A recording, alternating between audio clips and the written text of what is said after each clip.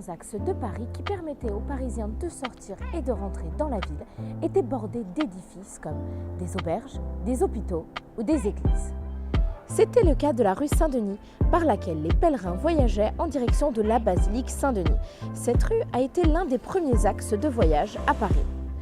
Un des anciens édifices de la rue Saint-Denis était l'ancienne église Saint-Sauveur, qui a été construite en 1200 à l'angle de la rue Saint-Sauveur actuelle et de la rue Saint-Denis. En 1800, après être devenue propriété de l'État, l'église a été détruite pour laisser place au bâtiment que vous voyez derrière moi.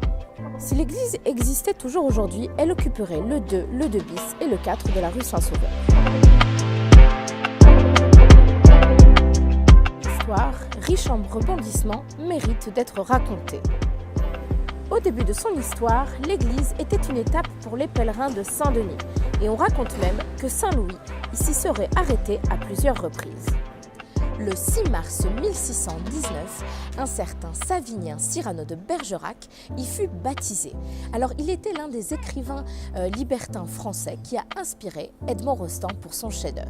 À l'origine, l'église possédait un cimetière qui a vite été trop petit dans un quartier en forte croissance. C'est pourquoi on a construit un cimetière annexe à l'angle de la rue Sainte-Foy et Saint-Spire. L'histoire de cette église est très mouvementée parce qu'elle a été successivement reconstruite et agrandie au XVIe, XVIIe et XVIIIe siècle. Et pendant les 100 dernières années de son existence, elle a même été transformée en garage et en bain public. Aujourd'hui, il ne reste plus de traces de cet édifice qui a existé pendant 600 ans. Enfin, aucune à part ce panneau qui raconte son histoire. Et je vous dis à bientôt.